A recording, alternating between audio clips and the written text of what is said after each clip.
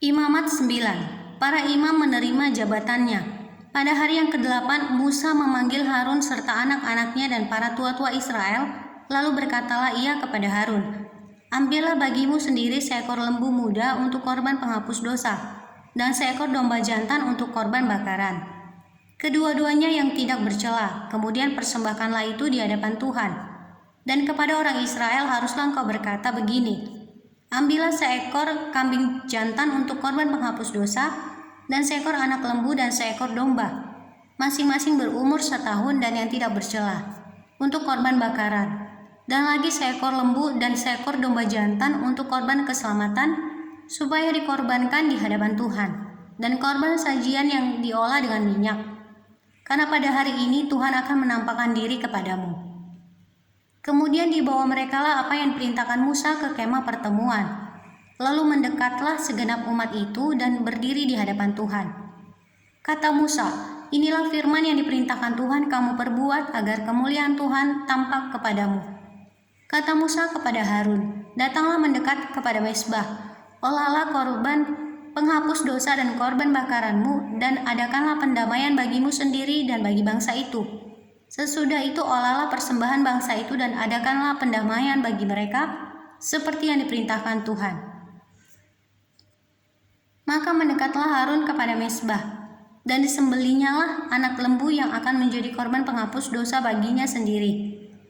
Anak-anak Harun menyampaikan darah lembu itu kepadanya, dan Harun mencelupkan jarinya ke dalam darah itu dan membubuhnya pada tanduk-tanduk mezbah. Darah selebihnya dituangkannya pada bagian bawah mezbah.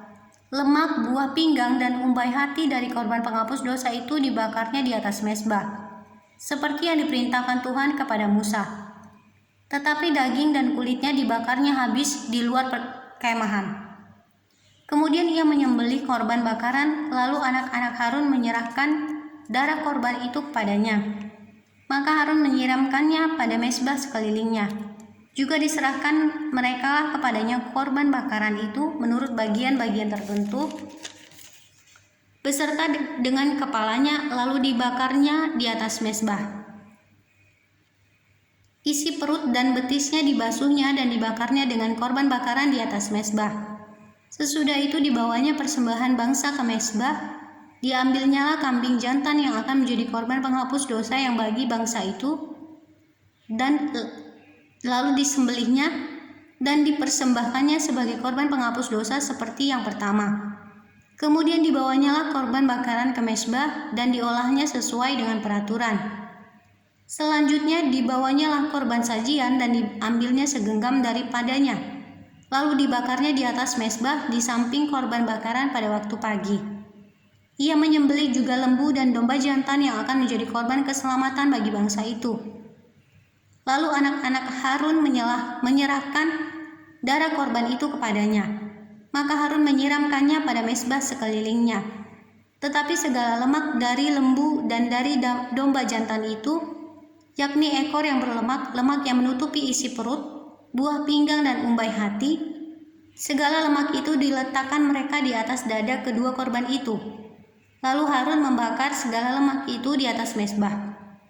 Dada dan paha kanan itu dipersembahkan Harun sebagai persembahan unjukan di hadapan Tuhan seperti yang diperintahkan Musa. Harun mengangkat kedua tangannya atas bangsa itu, lalu memberkati mereka. Kemudian turunlah ia setelah mempersembahkan korban penghapus dosa, korban bakaran dan korban keselamatan. Masuklah Musa dan Harun ke dalam kemah pertemuan. Setelah keluar, mereka memberkati bangsa itu. Lalu tampaklah kemuliaan Tuhan kepada segenap bangsa itu. Dan keluarlah api dari hadapan Tuhan lalu menghanguskan korban bakaran dan segala lemak di atas mezbah. Tatkala seluruh bangsa itu melihatnya, bersorak-sorailah mereka lalu sujud menyembah.